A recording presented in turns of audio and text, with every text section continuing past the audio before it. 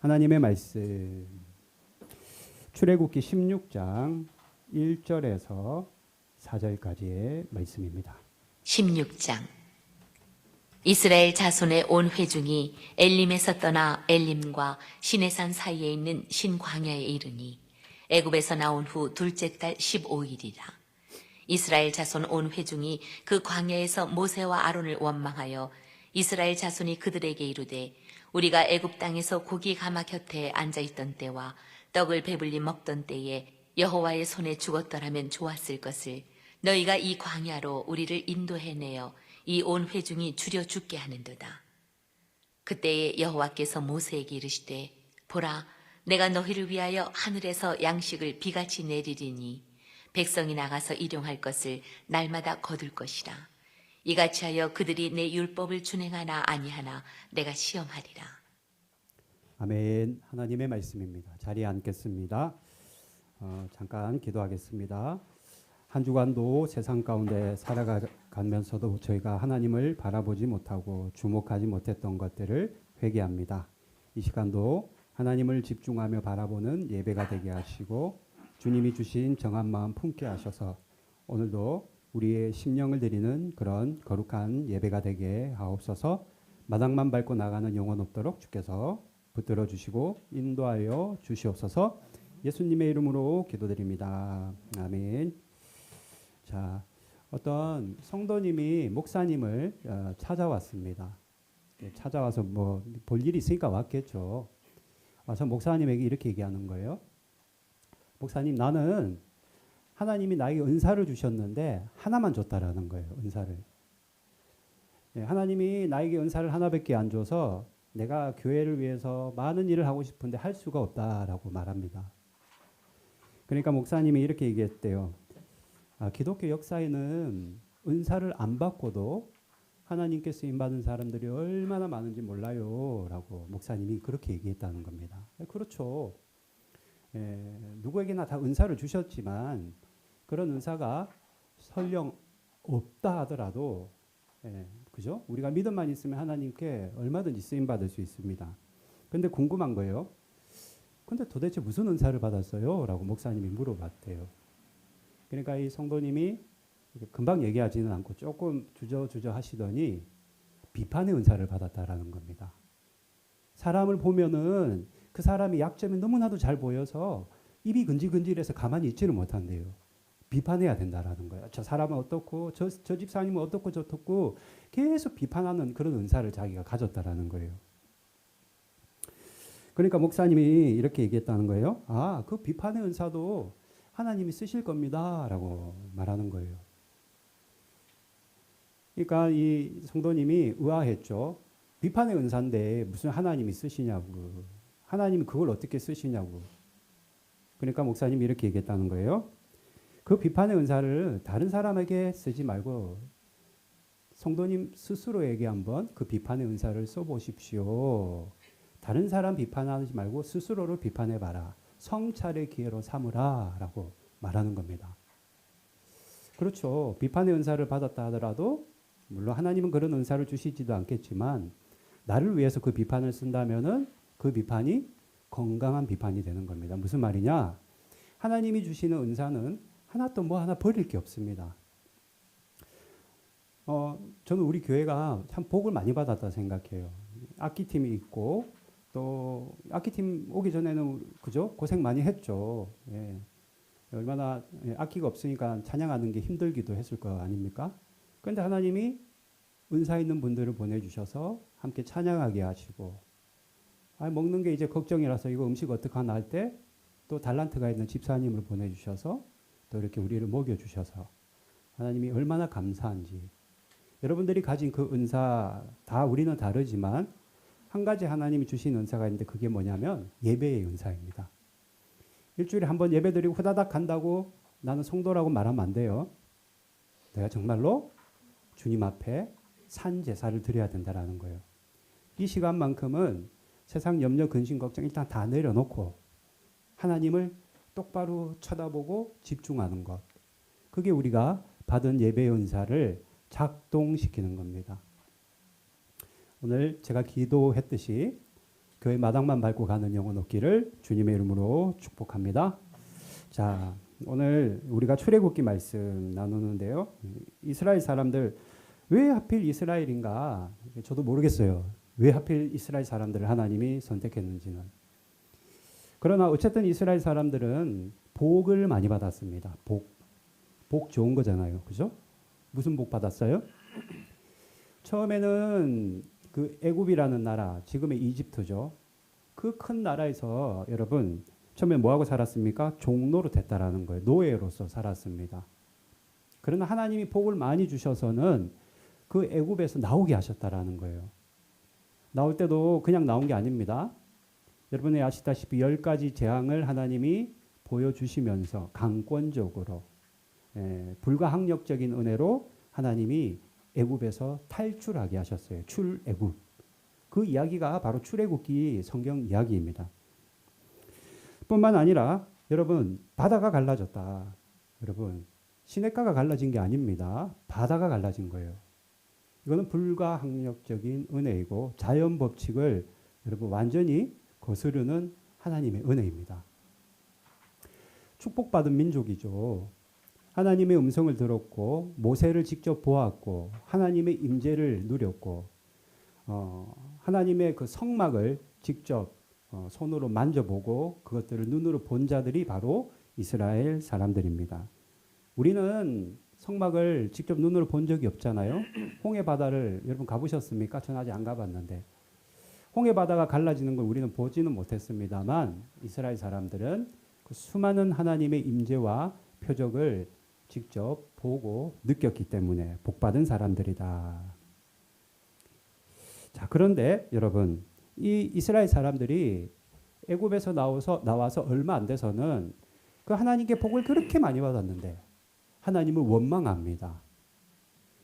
민수기 33장 3절 말씀 같이 읽어볼까요? 그들이 첫째 달 15째 날에 라암셋을 떠났으니 이게 뭐냐면은 그들이 첫째 달 15째 날, 즉 유대인의 달력으로 1월 15일 날 라암셋이 어디냐면은 애굽입니다. 애굽에서 나왔다라는 거예요. 유대인들 날짜로 1월 15일 날 라암셋을 떠났다. 즉 출애굽했다라는 거예요. 그런데 유대인의 달력은 우리가 쓰는 저 달력하고 달라요. 유대인의 1월은 우리로 치면은 3월에서 4월입니다. 아, 유대인의 1월은 우리에게 3, 4월이구나. 그러면 첫째 달 15째 날 출애굽했다는 거는 우리식으로 표현하면 대략 4월 15일쯤에 봄에 나왔다라는 얘기예요. 아, 그렇구나. 봄에 나왔구나. 출애굽했구나. 그런데 자, 본문 오늘 1절 한번 봅시다. 1절. 자, 같이 읽어볼까요? 시작. 신 광야에 이르니 애굽에서 나온 후 둘째 달 15일이라.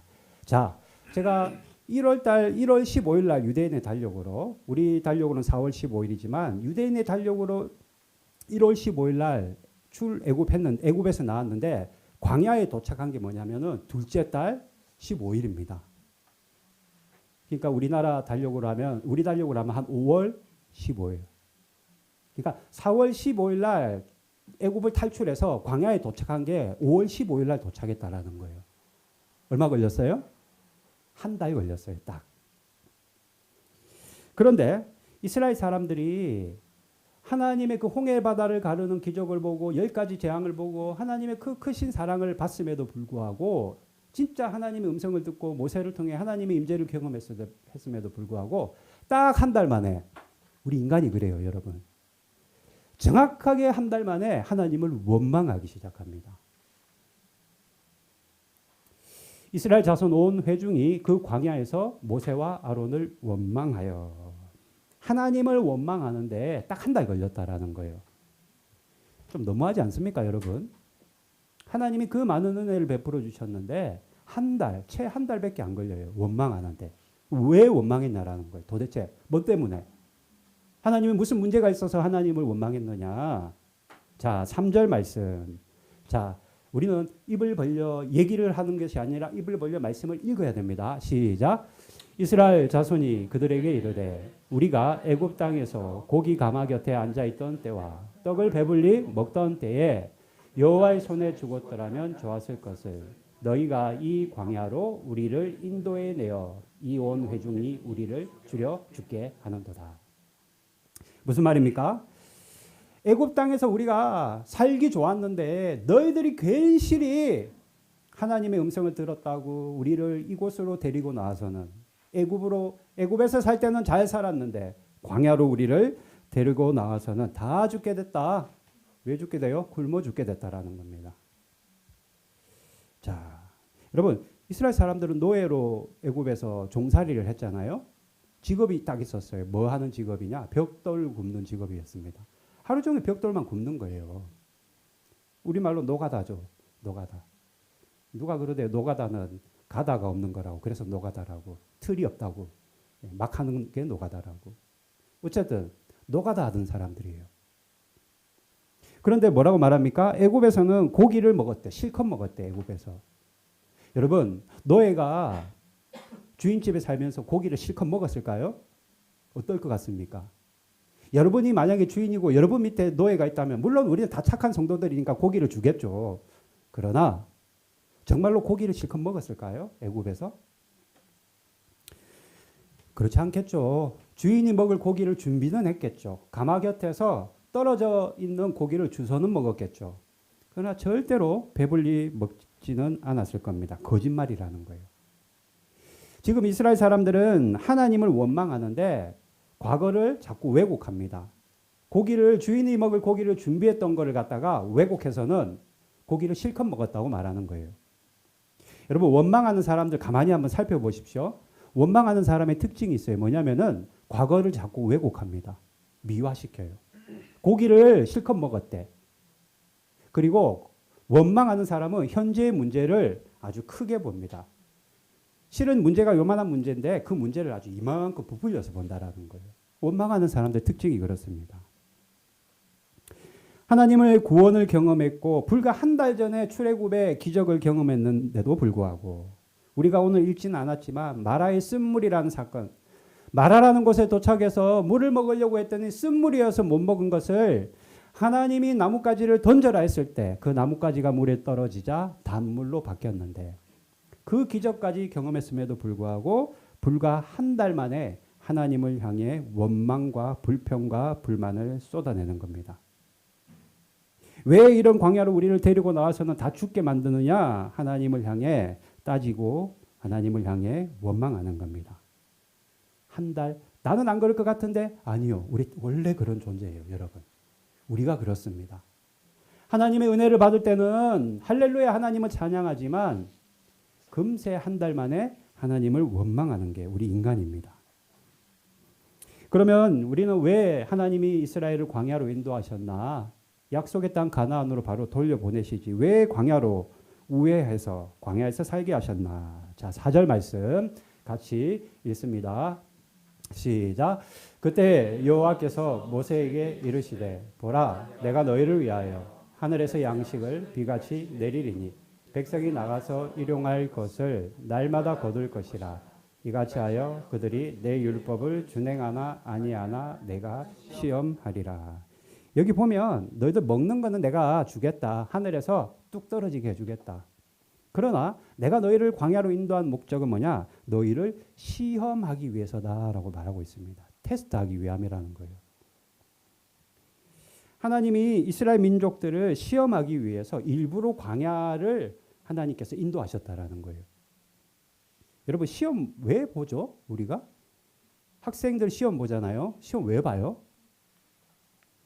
학생들이 학교에서 시험 보는 거는 내가 모르는 게 뭐가 있는지, 내가 부족한 게 무엇이 있는지를 알아서, 그죠? 그것을 보충하고 그것을 공부하기 위해서 시험 보는 겁니다. 학생들 괴롭히려고 하는 게 아니잖아요. 마찬가지예요. 하나님이 이스라엘 민족을 시험하기 위해 광야로 보내셨다는 건 아주 맛 좀 봐라, 아주 고생 한번 해봐라라고 광야 보낸 게 아니라는 거예요. 너희들이 부족한 게 있으니 그걸 깨달아서 보충하라는 의미에서 하나님이 광야로 인도하셨다라는 겁니다. 뭐가 부족했을까요? 이스라엘 사람들이. 여러분. 하나님을 좀처럼 의지하지 않는, 하나님을 좀처럼 의지하지 않는 그것이 여러분 부족했다라는 겁니다. 여러분 광야를 가 보셨습니까? 광야는 사막이에요. 사람이 살 수 있는 곳이 아닙니다. 낮에는 얼마나 더운지 몰라요. 밤에는 또 얼마나 추운지 모릅니다. 먹을 거라고는 하나도 없는 곳이 광야예요. 하나님이 철저하게 음식을 내려주시고 물을 주셔야만 살아갈 수 있는 곳이 광야입니다. 뭐 내가 조금 많이 배웠다고 통장에 잔고가 많다고 우리 집이 두 채라고 광야에서 살 수 있는 게 아니에요. 그때 당시에는 차가 아니겠죠. 낙타가 100마리가 있었던 200마리가 있었던 물 한 모금 있어야 살아갈 수 있는 곳이 광야입니다. 철저하게 하나님을 의지해야만 살아갈 수 있는 곳이에요. 그런데 이스라엘 사람들이요, 하나님을 좀처럼 의지하지 않았습니다. 하나님은 이 훈련을 시키시기 위해, 하나님을 의지하는 훈련을 시키시기 위해 이스라엘 민족을 광야로 인도하셔서 무려 40년 동안 훈련시켰다라는 거예요. 훈련의 필드가, 장소가 바로 광야입니다. 물론 이스라엘 사람들 입장에서는 고생 그런 말도 못할 고생을 했죠. 그러나 실은 하나님의 입장에서 볼 때는 그 광야는 믿음의 훈련장이었다라는 겁니다. 여러분들은 어떠세요? 여러분 우리 역시 광야와 같은 인생을 살아가고 있습니다. 늘 좋은 일만 있으면 얼마나 좋겠어요, 그죠? 늘 행복하고 기쁘면 또 얼마나 좋겠습니까? 그런데 아니에요, 실은 우리 인생이 광야 같습니다. 모든 것이 부족해. 모든 것이 채워질 것 같은데도 항상 부족해. 그리고 불평이 나오고 하나님을 원망할 수밖에 없는 일들이 얼마나 우리 인생에서 많이 일어나는지 모릅니다. 그래서 실질적으로 믿는 사람들도 저뿐만 아니라 모든 사람들은 다요, 이 광야 같은 인생 힘들어서 하나님에게 불평하기도 하고 원망하기도 합니다. 집이 좁다고 원망하고, 차가 작다고 원망하고, 음식이 왜 이 모양이냐, 형편없다고 원망하는 게 우리의 연약함이라는 거예요. 한국에 올리브 선교회라는 곳이 있어요. 여기 목사님이 지현호라는 목사님입니다. 이분이 그래도 조금 이렇게 이름이 난 분인데요. 이분이 캐나다에서 유학을 했대요. 캐나다에서 유학을 할 때 이제 선교사이지만 그곳에서 신학 공부를 한 겁니다. 그런데 이분이 빵을 그렇게 좋아한대요. 빵 있잖아요. 우리 빵을 너무 좋아하는 거예요. 그런데 어느 날 이제 아이들도 있고 이제 그죠? 안 사람도 있겠죠. 근데 빵을 사려고 지갑을 열어보니까 $2가 없는 거예요. $2가 없는 겁니다. $2가 얼마일 것 같아요? 엔화로 300엔이에요. 300엔이 없는 거예요, 수중에. $2가 없어서 빵을 못 먹게 되니까 머리 끝까지 화가 나는 겁니다. 내가 캐나다에 공부하러 온 것이 나를 위해서 공부하러 온 것도 아니고 하나님의 일을 하기 위해서 여기까지 왔는데 세상에나 돈 $2가 없다니 이게 말이 되냐고 하나님을 원망했습니다. 그런데 그날 저녁에 신문을 보는데, 캐나다에 나와 있는 그 신문을 보는데 신문에 이런 내용이 있대요. 하루 1,000원이 없어가지고, 한국 돈으로 하루에 1,000원이 없어서 굶어 죽는 아이들이 9억 명이라는 기사를 봤어요. 9억이래요, 9억. 여러분들은 세계 17% 상위권에 드는 사람들입니다. 하루 3끼를 먹는다면. 1,000원이 없어서 밥을 못 먹는 인구가 지금 9억이에요, 9억, 여러분. 1,000원이 없어서 굶어 죽기 직전인 사람이 9억이 넘는다는 이 기사를 보는데 마음이 너무 찔리더라는 거예요. 이 지현호 선교사님이. 그러면서 내가 빵이 없어서 하나님 앞에 불평했던 것이 막 회개가 나오더랍니다. 그렇죠. 예? 나보다 못한 사람들이 9억 명이나 있는데. 그리고 집에 곰팡이가 살짝 핀 빵이 있었대요. 그래서 그 빵을 가져다가 위에 곰팡이 핀 부분만 이렇게 좀 잘라내고 구워서 먹으려고 하면서 기도를 했대요, 하나님께. 이 책에 있는 내용을 제가 그대로 읽어드릴게요. 아프리카에서 선교하시는 분들은, 선교사님들은 옥수수 가루만 먹고 산다고 이야기를 들었는데 내가 이렇게 먹을 것 가지고 불평하면 되겠습니까? 하나님은 필요에 따라, 때에 따라 모든 것을 채워주셔서 나를 캐나다까지 인도하셨는데, 그런 기도가 나오더라는 겁니다. 예. 그리고 이제 그 빵을 먹으면서 이렇게 또 기도했대요. 하나님, 저를 자녀 삼아 주셔서 감사합니다. 하나님의 자녀라는 것이 참 감사합니다. 그런데 기도를 하고 자고 일어났는데 다음 날 그 지인 아는 선교사님이 찾아온 거예요. 집에. 뭐 들고 왔어요? 빵을 양손에 가득 들고 왔다라는 거예요. 그러면서 이렇게 얘기합니다. 지선교사라고 말을 하면서 이것 좀 받아 무거워 죽겠네 이러면서 밤새 나는 파송교회를 찾느라 파송교회를 위해 기도하고 있는데 하나님이 불현듯 나에게 음식을 갖다 줘라, 빵을 갖다 줘라고 말씀하시네. 그래서 내가 빵을 가져왔어 라면서 빵을 내밀더라는 거예요. 그리고 지 선교사님이 그 빵을 받고 한참을 울었다라고 기록합니다. 빵을 먹어서 반가워서 운 게 아니라 빵이 와서 좋아서 운 것이 아니라 빵을 주시는 하나님의 마음이 깨달아져서 울었다라는 거예요. 내가 하나님을 원망했던 것들을 후회하며 울었다라는 겁니다. 이게 광야 학교라는 책에 있는 내용인데요. 여러분들은 어떻습니까? 여러분들은 어때요? 여기까지 여러분들 이만큼 우리가 건강하게 또 무엇보다도 아름다운 가정을 주시고 무엇보다도 우리에게 믿음 주셔서 여기까지 왔는데 우리 역시 하나님을 향해 원망하고 있지는 않는가라는 거예요. 하나님 잘 믿고 나름 최선을 다해 하나님을 섬기며 살아왔는데 여전히 가난하고 나는 그죠? 여전히 나에게는 병이 있고 여전히 나에게 아픔이 있다고 하나님을 원망하지는 않는가라는 거예요. 때로는 말할 수 없는 고통, 누구에게도 말할 수 없는 내 개인적인 고통 때문에 하나님 앞에 도대체 왜 이런 식으로 나에게 고난을 주십니까? 여러분 따지지는 않습니까? 우리가 그런 존재인데 우리는 한 가지를 꼭 기억해야만 합니다, 여러분. 만약에 여러분들이 이스라엘 민족과 같이 광야에 서 있다면 지오노 선교사님이 그 캐나다라는 나라가 본인에게는 광야였다고 말합니다. 여러분들이 지금 혹여나 여러분들의 인생이 과거야 어떻게 하든 간에 과거에 내가 암만 잘 나갔던 간에 지금 내가 서 있는 내 삶이 광야 같다면은 여러분 이걸 꼭 기억하셔야만 합니다. 하나님이 우리를 훈련시키고 있다는 것을 꼭 기억해야 돼요. 하나님이 우리를 훈련시키고 있는 겁니다. 이스라엘 민족을 광야에서 훈련시켰듯이 시험하여 그들에게 부족한 것들을 훈련시켰듯이 하나님이 내 인생에 어려움을 주는 것은요. 내 인생이 광야가 되는 것은 하나님이 나를 훈련시키는 겁니다. 어떤 훈련이요? 좀처럼 하나님을 의지했던 이스라엘 민족을 훈련했듯이 우리도 예수 그리스도를 의지하는 훈련시키시려고 우리를 때로는 광야와 같은 인생을 살아가게 하실 때가 있다라는 겁니다. 그래서 우리에게 광야를 허락하시는 거예요. 맛 좀 봐라가 아닙니다. 고생 한번 해봐라. 그게 아니라는 거예요. 저와 여러분은 영을 가진 존재입니다. 우리 영적인 존재예요. 동물은 죽으면 동물은 혼만 있기 때문에 땅으로 내려가지만 우리가 육신의 장막을 벗고 우리 호흡이 끊어지고 나면 우리 영은 하늘로 올라간단 말입니다. 하나님께 심판받는다고요.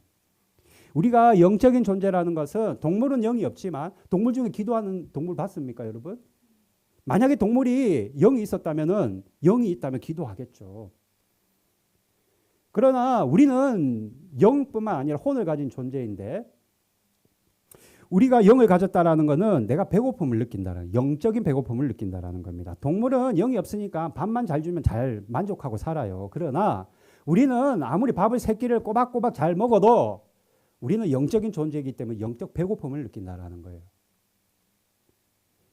영적 양식을 먹지 못하면요, 두 가지 현상이 나타납니다. 첫 번째, 마음이 강팍해져요. 내 마음이 강팍해집니다. 딱딱해져요. 조그만 일에도 사소한 일에도 짜증이 나고 매사 모든 것이 불평불만이 되는 겁니다. 그 내 영이 배고프기 때문입니다. 만약 여러분들 가운데 내 마음이 강팍하고 내 마음이 냉랭하고 내 마음이 부드럽지 않다면은 다른 거 없어요. 내 영이 배고픈 겁니다. 또 한 가지, 내 영이 배고프면요, 마음이 공허해요. 공허함.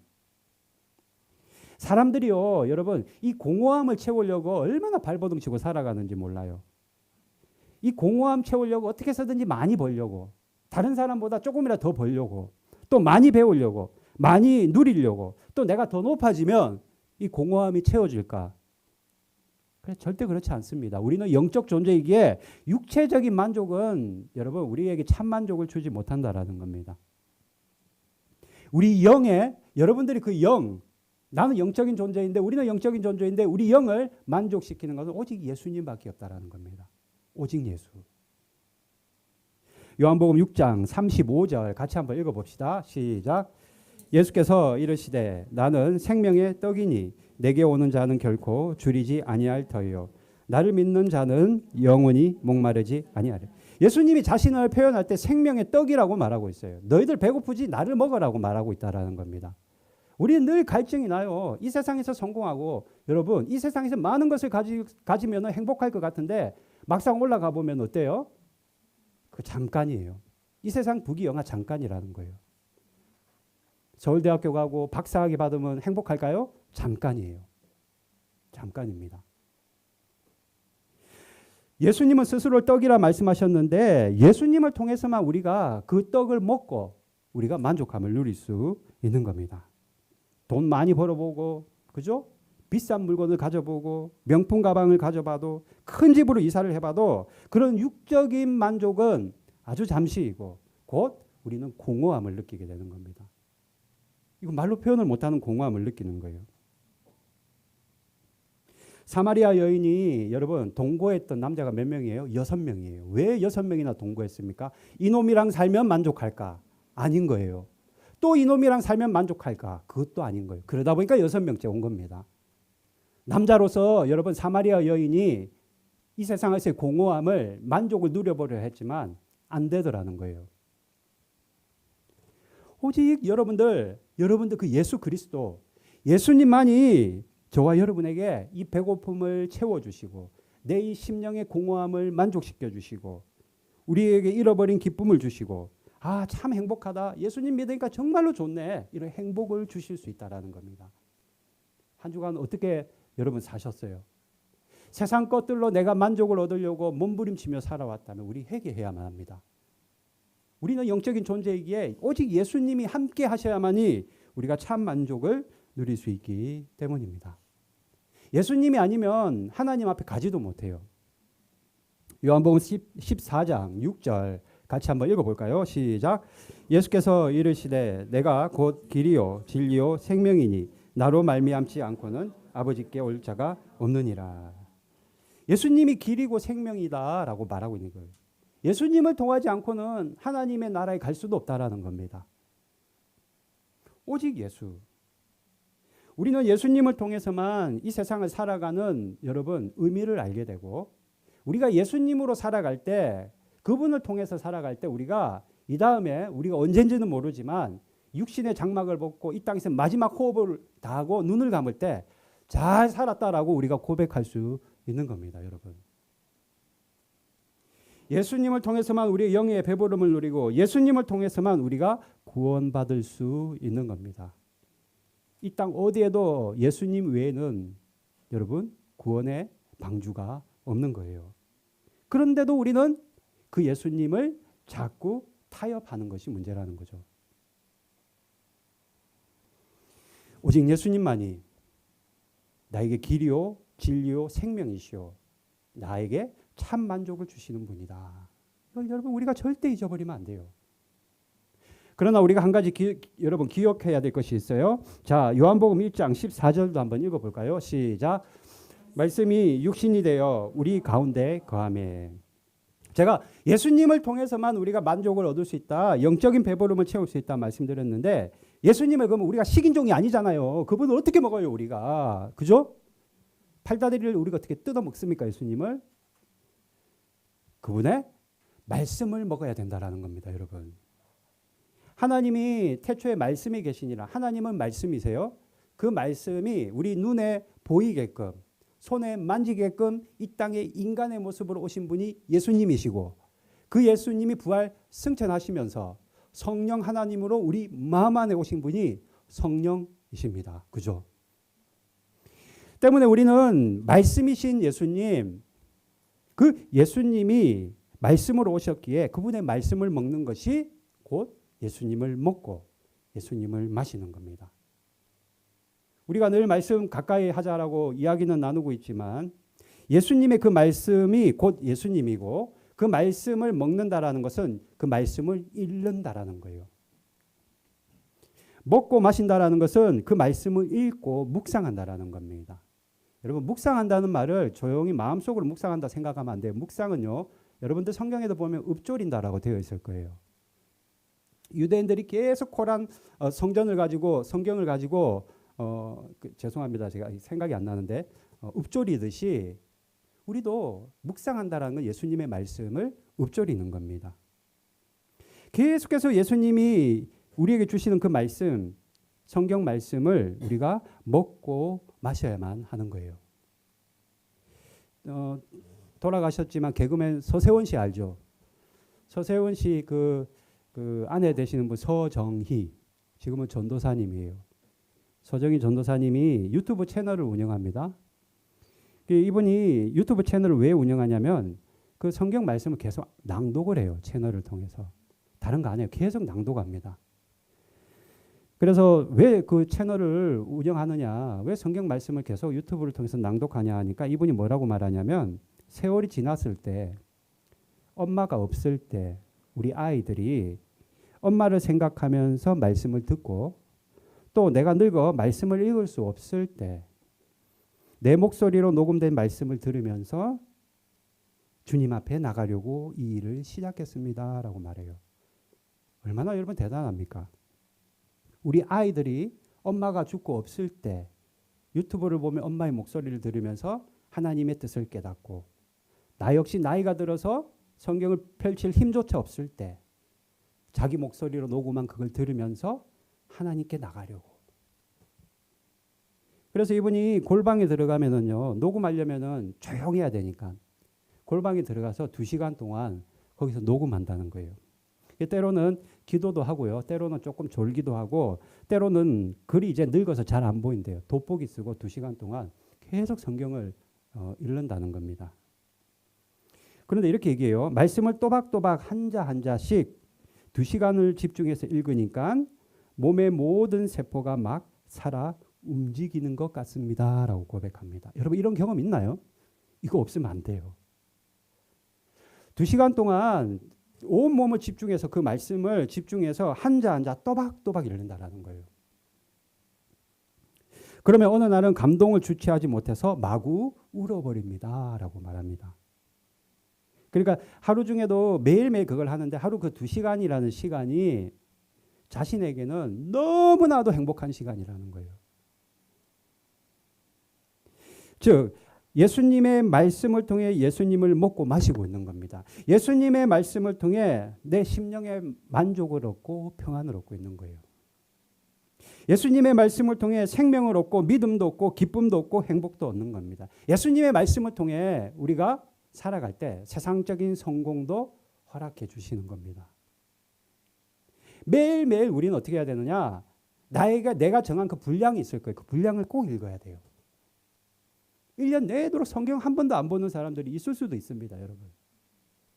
제가 오늘 교회 아내랑 아침에 출근하면서 제가 우리 아내에게 그대로 얘기했어요. 어떤 목사님이 그럽디다. 그래, 목사들이 성경 100독 안 하고 설교하는 건 비양심이라고 얘기하는 거예요. 100독 안 하고. 근데 내가 가만히 생각해 보니까 100독이 안 돼. 그래서 제가 아내 보고 반성한다 했어요. 왜? 성경을 읽는 것보다 저는 참고 서적을 읽을 때가 더 많거든요. 그죠? 학생들이 교과서를 안 읽고 전과를 많이 읽듯이 저도 성경을 안 읽고 엉뚱한 책을 많이 보고 있더라고요. 여러분들은 어떻습니까? 예수님을 믿는다. 나는 천국 간다라고 우리가 믿고 있음에도 불구하고 혹여나 하루하루 그냥 우리가 말씀을 멀리하며 예수님과 함께하지 않는 삶을 살진 않는가. 그런 의미에서 우리도 여러분 오늘 2가지를 여러분들이 꼭 결단했으면 좋겠습니다. 첫 번째, 먼저는 말씀을 소리내어 읽습니다. 자, 따라합시다. 말씀을 소리내어 읽는다. 제가 지난번에 형제교회 목사님들과 수련회 2박 3일 갔다 왔잖아요. 4월 달에 또 갑니다. 2박 3일 동안 뭐 하냐면은 종일 말씀 읽고 기도해요. 밥 먹고 잠자는 시간 빼고 딱 그대로예요. 이번에는 시편 말씀하고 로마서하고 마가복음 읽었습니다. 목사님들이 삥 둘러 앉아서 한 절씩 읽는 거예요. 졸지도 못해. 내 순서가 돌아오니까. 한 절씩 소리 내서 읽는 거예요. 그래서 성경 한 편 다 읽으면 그 말씀 붙잡고 기도하는 겁니다. 언제까지 기도도 없어요. 땡 소리 날 때까지 기도하는 거예요.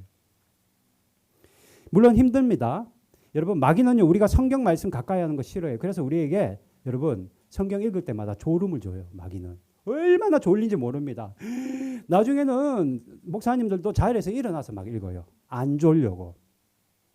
저도 막 일어나서 읽었습니다. 막 이런 데도 만졌다가 괜히 눈도 비볐다가 막 귀도 후볐다가 일부러 안 졸려고. 여러분 아마 여러분들도 그런 경험 있을 겁니다. 멀쩡한데 성경만 읽으려면 막 졸려. 그 마귀 공격입니다, 여러분. 종일 여러분 어떻게 해야 돼요? 우리가 성경을 읽지는 못하더라도 내가 읽는 분량만큼 읽어야 되는데 소리 내서 읽어야 된다는 거예요. 우리가 말하는 이 소리는 영입니다, 여러분. 내가 말하면서 이 소리 내서 읽을 때 가장 누가 먼저 들어요? 나 스스로가 먼저 듣는 거예요. 귀로 듣는 겁니다. 물론 우리가 조용히 말씀을 읽는 것도 좋습니다만 우리가 조금 더 그 말씀의 은혜를 받기 위해서는 소리 내서 읽어야 돼요. 소리 내서요. 먼저는 말씀을 소리 내서 읽어야 된다. 또 한 가지가 더 있어요. 또박또박 한자 한자 집중해서 읽어야만 합니다. 누구처럼요? 이 서정희 전도사님처럼. 또박또박 여러분들 한자 한자 집중해서 말씀을 읽으면은요 졸릴 틈이 없습니다. 그러면 성령님께서 여러분들 그런 경험 분명히 하실 수 있습니다. 성령님께서 그 말씀에 조명을 쫙 비춰주세요. 그래서 말씀이 깨달아지게 됩니다. 우리가 성경을 안 읽는 이유는 읽어도 무슨 말인지 모르겠다. 너무 어렵다. 읽어도 남는 것이 없다라지만 그래도 읽어야 돼요. 성령님께서 빛을 비추어 주셔서 그 말씀이 깨달아질 때까지 계속해서 읽어야만 합니다. 소리내서 읽고 한자 한자 또박또박 집중해서 읽을 때 하나님이 주시는 은혜가 여러분 말할 수 없는 은혜가 있습니다. 제가 올해도 성경을 통독을 몇 번 못했더라고요 보니까. 근데 제가 이제는 조금 생각을 바꾸려고 해요. 이제까지는 어떻게든지 하루 1시간은 성경 읽으려고는 노력했는데 이제부터 2시간 읽으려고 합니다. 소리 내서. 그러니까 우리 아내가 그럽니다. 같이 하자고. 싫다 했습니다. 제가. 저 혼자 안 됐어요. 예. 뭘 같이 합니까? 같이 하기는. 맨날 얼굴 보는 것도 그런데 그죠? 예. 여러분 성경을 소리 내서 읽어야 되고 또박또박 읽어야 돼요. 그럴 때 여러분들의 그 영의 만족감을 얻을 수 있고 배고픔이 채워지는 겁니다. 그럴 때 여러분 정말로 믿음이 생기고 여러분들이 기쁨이 생기는 거예요. 그럴 때 정말 여러분들 정말 하나님이 살아계시구나. 내가 정말 구원받았구나. 야 너무나도 행복하다는 그런 영적인 만족감을 가지게 되는 겁니다. 오늘 하나님께서 출애굽기 말씀을 통해 이스라엘 민족들을 시험하기 위해 광야로 인도하셨다 말씀하셨어요. 마찬가지입니다. 저와 여러분을 광야 같은 삶으로 인도하시는 이유는 시험하기 위함입니다. 시험의 목적이 뭐예요? 부족한 것을 알게 하고 깨닫게 하기 위해서. 우리가 가장 부족한 것은 우리가 예수님을 의지하는 그 마음이 부족하다라는 거예요. 바라기는 예수님을 여러분 의지하기를 바랍니다. 그 예수님을 통해서만 우리가 구원받는다라는 거예요. 그러므로 말씀으로 오신 예수님을 먹고 마시기를, 즉 말씀을 먹고 마시기를 주님의 이름으로 축복합니다. 한 주간 여러분 거창한 계획을 세우면 못하니까 하루에 3장 정도, 그죠?